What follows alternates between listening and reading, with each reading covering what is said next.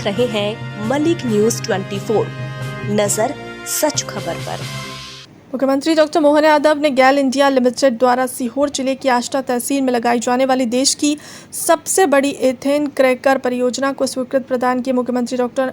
यादव ने आशा व्यक्त की है कि इस परियोजना में स्थानीय लोगों को रोजगार मिलेगा और प्रदेश के औद्योगिकरण को बढ़ावा मिलेगा। मुख्यमंत्री डॉक्टर यादव ने परियोजना के लिए आवश्यक भूमि आवंटन की शीघ्र कार्रवाई के निर्देश दिए।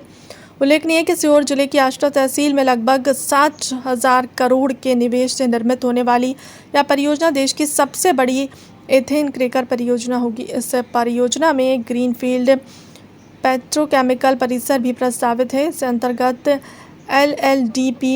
HDPE, MG और प्रोपेलियन और जैसे पेट्रोकेमिकल्स का उत्पादन होगा। इस परियोजना से निर्माण अवधि के दौरान 15,000 व्यक्तियों और संचालन अवधि के दौरान लगभग 5,600 व्यक्तियों को रोजगार मिलेगा। परियोजना में 70 हेक्टेयर की टाउनशिप भी प्रस्तावित है। नमस्कार। आज की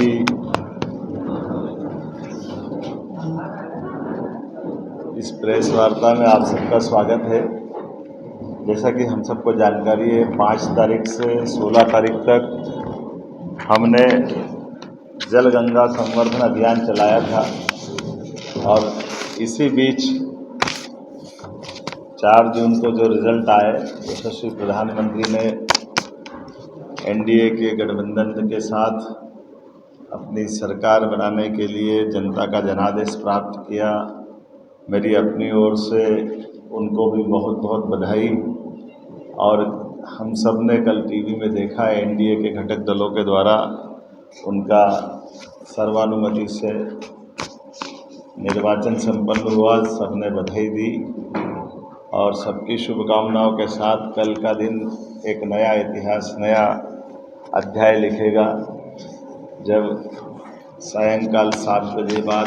यशस्वी प्रधानमंत्री राष्ट्रपति भवन में एक बार फिर तीसरी बार प्रधानमंत्री की शपथ लेंगे। मेरे सहित हमारे जैसे सभी लाखों कार्यकर्ता भी और दायित्ववान कार्यकर्ताओं के साथ हम सब विधायक, मंत्री, मुख्यमंत्री, आम समाजजन और पूरा देश, 142 करोड़ का देश कल के इस पवित्र दिन का और सही समय का इंतज़ार कर रहा है। मैं आज के इस प्रेस कॉन्फ्रेंस की शुरुआत में उनको भी शुभकामना देता हूं और मैं कल दोपहर बाद जाऊँगा। लेकिन तब तक हमने इसी बीच जो अपने प्रदेश सरकार के कामों की जो शुरुआत की है, उसी बीच उनकी गतिविधियों के बारे में भी मुझे लगता है कि आपको बताना उचित रहेगा। उसी सिलसिले में जो जल गंगा संवर्धन अभियान हमने चलाया था, जैसा कि आपकी जानकारी के 5 तारीख के दिन मैंने बेतवा नदी के उद्गम स्थल से अपने इस अभियान में मेरी स्वयं की उपस्थिति दर्ज करा करके हमने शुरुआत की थी। 6 तारीख को छोटे तालाब में भोपाल से उधर ग्रामीण विकास मंत्रालय था, कल परसों 5-6 तारीख को स्थानीय शासन मंत्रालय के माध्यम से इस अभियान की शुरुआत की है। और जैसा कि हमको मालूम है कि ये जो जल गंगा संवर्धन अभियान है, इसके माध्यम से प्रदेश के जल स्रोतों के संरक्षण, साफ सफाई, व्यापक स्तर पर वृक्षारोपण इत्यादि बहुत सारे कामों को लेकर के 16 जून गंगा दशहरा तक इस आयोजन का पूरा हमने एक कार्यक्रम बनाया है। इसके माध्यम से 3,090 करोड़ के जल संरक्षण के 990 कामों को हमने प्रारंभ किया है और इसी में खास करके सभी पंचायत, नगरीय निकाय, जल संरचनाओं की मरम्मत, पर्यावरण संरक्षण और इत्यादि कामों को जोड़ा है। और खास करके यशस्वी प्रधानमंत्री ने देशवासियों से अपनी माँ को समर्पित पौधारोपण की बात कही, तो लगभग 5.5 करोड़ पौधों लगाने का हमने इसके बाद का अभी तो गड्ढे हम कराते जाएंगे और सेकंड चरण में इस जल गंगा संवर्धन अभियान के बाद एक बड़े आयोजन में 5.5 करोड़ पौधे रोपण का बड़ा एक कार्यक्रम भी हमने हाथ में लेने का तय किया। मुझे इस बात की प्रसन्नता के प्रदेश की लगभग 212 नदियां हमारी संकलित होकर के जानकारी आई है। इन 212 नदियों में से प्रमुख बड़ी नदियों में खास करके मैं कोशिश कर रहा हूँ हर जगह जाने की। बाकी हमारे सभी मंत्रीगण, सभी माननीय सांसदगण, विधायकगण, नगर पालिका के अध्यक्ष, नगर निगम के महापौर, नगर पालिका के अध्यक्ष, पंचायत, जिला पंचायत, जो जहाँ जिस प्रकार के जनप्रतिनिधि हैं, पंचायत तक अलग अलग प्रकार से इस पूरे अभियान में लगे हुए हैं। और जैसा कि हमको मालूम है कि इस अभियान का आपने सबने भी अभी तक का जो एक लगाव देखा है, उस लगाव में ध्यान मारा कि हमारी पुरानी पुरानी बावड़ियाँ, बड़े बड़े तालाब, अलग अलग जल संरचनाएँ जिस प्रकार की प्रदेश में फैली हुई, सबका ध्यान आकर्षण भी हो रहा है और इसी से जुड़ कर के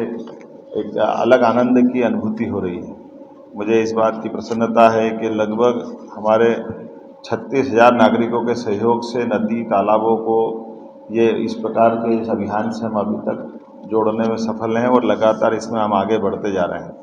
और खास है जिसमें हमने बीच में कहा था कि विश्व का पहला प्रोजेक्ट था, स्वर्गीय अटल बिहारी वाजपेयी जी ने केन बेतवा नदी जोड़ो अभियान की शुरुआत की कल्पना की थी और यशस्वी प्रधानमंत्री के माध्यम से उत्तर प्रदेश और मध्य प्रदेश के बीच में ये दोनों राज्यों के बीच का इशू हमारे अटके हुए थे,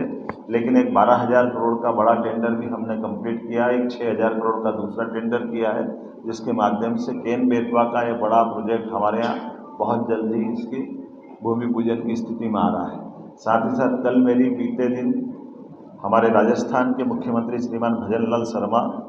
में और साथ में हमारे अपने भूपेंद्र यादव जी, भारत सरकार के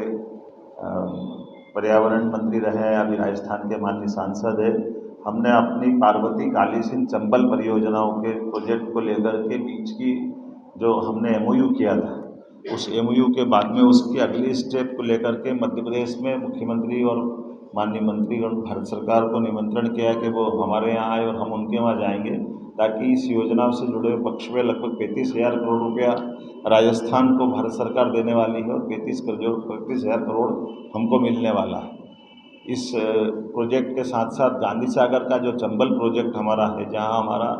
1956 में जब ये डैम बना था तो 50-50% के आधार पर इसका जल का बंटवारा हुआ था, लेकिन बाद के अंदर कुछ इसमें इशू खड़े हुए हैं कि हमारी ज़मीन ज़्यादा जा रही है और उनकी ज़मीन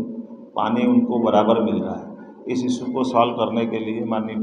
मुख्यमंत्री जी को निमंत्रण मैंने कल ही दिया, कल 1 घंटे की हमारी बैठक हुई है और बहुत जल्दी इसके साथ साथ दूसरा प्रोजेक्ट जैसे मैंने कहा है पार्वती काली सिंध चंबल वाला, और साथ ही साथ हमारे अपने राज्य से लगे हुए ऐसे राज्य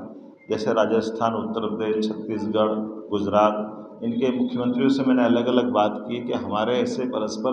विकास के मामले में आने वाले अवरोध को बैठ करके दूर करें और जल्दी से जल्दी जो प्रोजेक्ट पेंडिंग प्रोजेक्ट पे हमारी गति बढ़े, ताकि विकास के मामले में, चूँकि हम सब यशस्वी प्रधानमंत्री के नेतृत्व में सब आगे बढ़ना चाहते हैं और स्वाभाविक रूप से दो राज्यों के बीच के ऐसे इशू रुकने से विकास गति बाधित होती है। तो मैं उम्मीद करता हूं कि ये जो प्रोजेक्ट मैंने आपके बीच में बताने का प्रयास किया है, आज का हमारा अपना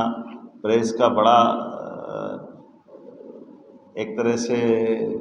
दूसरा कारण तो यही था कि जब जल संरक्षण की बात कर रहे हैं तो जल संरक्षण के परंपरागत जल स्रोत के साथ साथ आधुनिक समय में जो जल रचनाओं का लाभ हम जितना उठा सकें उसकी जानकारी भी आपको दूं, और इसी नाते से इसके बाद साथ साथ जो